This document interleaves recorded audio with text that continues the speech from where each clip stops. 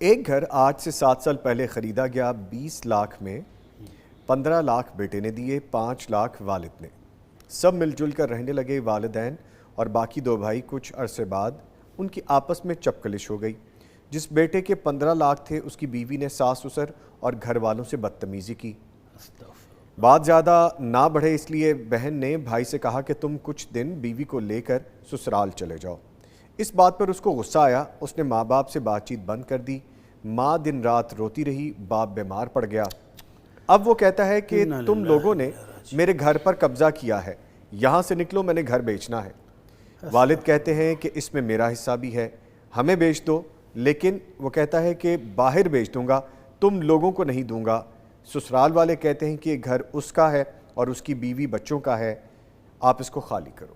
اس سوال میں جو بات سمجھ آ رہی ہے نا وہ یہ ہے کہ بیٹے نے کچھ پیسے انویسٹ کیے اور کچھ والد صاحب نے کیے۔ اب یہ جو سوال میں چیز بتائی نہیں گئی وہ یہ تھی کہ جب یہ پیسے خرچ کر کے مکان خریدا گیا تو یہ فیملی کا کچن ایک ہی تھا، والد صاحب سربراہ تھے، بیٹے سب کما رہے تھے اور لا کر والد کو دے رہے تھے، تو پھر تو یہ گھر والد کا ہے۔ اگر گھر کا سربراہ والد ہو، کچن کٹھا ہے، سب لوگ کٹھے رہ رہے ہیں، بیٹے جیسے بڑے بڑے ہوتے گئے، کماتے گئے اور لا کے سارے اپنی اپنی کمائی والد کو دیتے ہیں، تو یہ گھر والد ہی کا شمار ہوگا اگرچہ بچے نے پیسے دیے تھے۔ ٹھیک ہے۔ اور اگر کچن سب کا الگ تھا، بیٹے علیحدہ علیحدہ، بلڈنگ ایک ہی تھی، کچن سب کا الگ تھا، بیٹا الگ کماتا ہے، الگ کھاتا ہے، والد کا الگ ہے، باقی بچے ان کے ساتھ ہیں، تو پھر اس صورت میں جب بچے کی کمائی الگ سے ہے اور والد صاحب کی الگ سے ہے اور پھر انہوں نے مل کر ایک مکان لے لیا کہ چلو کچھ پیسے آپ ڈالو کچھ میں ڈالتا ہوں، تو گویا کہ یہ شراکت دار ہو گئے۔ بیٹے کے 3 حصے ہیں 15 اور والد صاحب کے 5 ایک حصے، ٹوٹل 4 حصے ہو گئے اس مکان کو خریدنے میں۔ جی۔ تو اب اگر وہ دوبارہ بیچنا چاہ رہے ہیں تو اسی ریشو سے بیچیں گے۔ یہ نہیں ہے کہ بیٹا کہے جی آپ نے تو 5 لاکھ دیے تھے تو آپ نے اگر لینے ہیں تو وہی 5 لاکھ لے لیں میرے سے اور آپ گھر خالی کریں، یا وہ کہتا ہے کہ نہیں جی آپ نے تو مجھے قرض دیا ہوا ہے، آپ نے مجھے گفٹ کیے تھے 5 لاکھ، اصل رقم تو میری تھی، لہذا مکان میرا ہے۔ تو یہ ساری غلط بیانی ہے۔ اگر اس مکان کو وہ بیچنا بھی چاہیں تو جو موجودہ قیمت ہے اس میں سے 3 حصے بیٹے کے اور 1 حصہ والد کا، اس صورت میں کہ جب بیٹا الگ رہتا تھا، الگ کماتا تھا اور یہ 15 لاکھ اس کی ذاتی کمائی تھی، ٹھیک ہے، اور 5 لاکھ والد کی اپنی ذاتی تھی۔ اور اگر یہ والد ہی کے ماتحت رہ رہے تھے، ایک ہی گھر میں پہلے بھی اکٹھے رہ رہے تھے، کچن کٹھا تھا، تو پھر یہ جو بیٹے نے کما کے والد صاحب کو دیا ہے تو وہ والد کا ہو گیا، اور والد صاحب نے مکان خریدا ہے تو مکان اب والد کا ہے، اس اکیلے کا نہیں رہا، سب کا ہے۔ تو اگر اس نے وہ 15 لاکھ اپنے کما کے الگ سے دیے ہیں تو پھر وہ 15 لاکھ موجودہ قیمت کے حساب سے 3 حصے اس میں سے لے سکتا ہے۔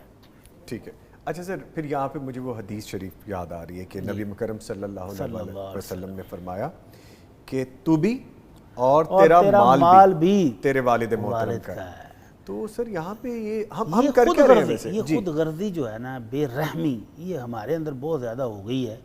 اگر ہم اسلامی تعلیمات کو دیکھیں تو بیٹے کا والد کو یہ کہنا کہ آپ اس گھر میں سے نکل جائیں، یہ میرا ہے، یہ بھی انتہا درجے کی قطع رحمی ہے۔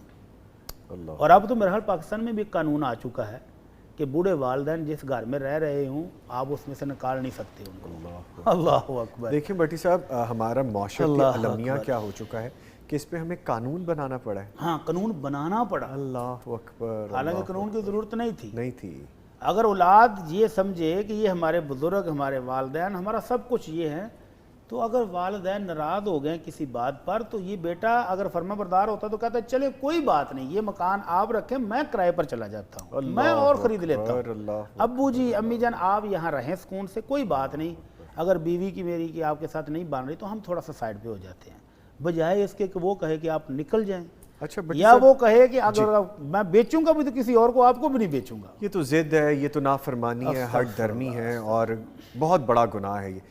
ایک سوال اور میں اس میں ایڈ کرنا چاہوں گا۔ معاشرتی طور پہ ہم یہ بھی دیکھتے ہیں کہ بچے، خاص طور پہ جب بیٹوں کا ذکر آ رہا ہے تو والد کے سامنے کھڑے ہو جاتے ہیں، بدتمیزی کرتے ہیں، گالم گلوچ کرتے ہیں اور پھر مارنے تک سے دریغ نہیں کرتے اور کہتے ہیں مجھے حصہ دے دو، مجھے جانا ہے، مجھے حصہ دے دو، گھر میں سے گھر کو بیچو، جو مرضی کرو۔ یہ جو حصہ دینے والی بات ہے نا، یہ اسی اسلامی تعلیمات سے ناواقفیت کی بنا پر ہے جس بنا پر والدین بھی کہتے ہیں جی ہم زندگی میں ان کو حصہ دینا چاہتے ہیں، وہ بھائی کیوں دینا چاہتے ہیں؟ ان کا ہے ہی نہیں ابھی حصہ.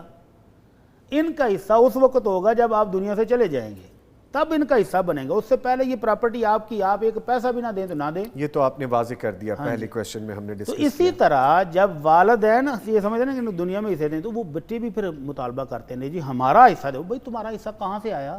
اللہ اکبر. اگر والد شفقت کر رہا ہے، آپ کو پال رہا ہے، آپ کو پوس رہا ہے، تو ٹھیک ہے، آپ کی تربیت پر خرچ کر رہا ہے، آپ کی تعلیم پر خرچ کر رہا ہے. جب بچہ بالغ ہو جائے، خاص طور پر بیٹے، تو پھر والد پر فرض نہیں رہتا کہ اس پر خرچ کرے، وہ خود کمائے. بیٹے کے لیے کیا حکم ہے پھر؟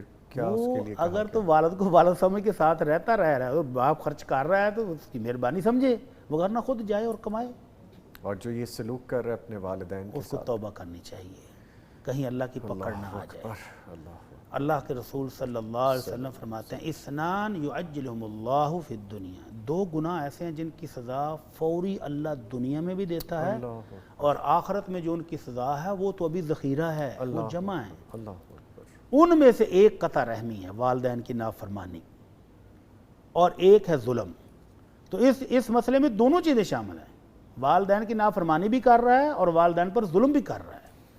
تو کہیں اللہ کی پکڑ نہ آ جائے تو یہ جائیدادیں بھول کے اپنی نہ پڑ جائے. تو اس لیے اس کو فوراً توبہ کرنی چاہیے، والدین سے معافی مانگنی چاہیے اور ان کے ساتھ حسن سلوک کرنا چاہیے. ٹھیک ہے بٹ صاحب، بہت شکریہ.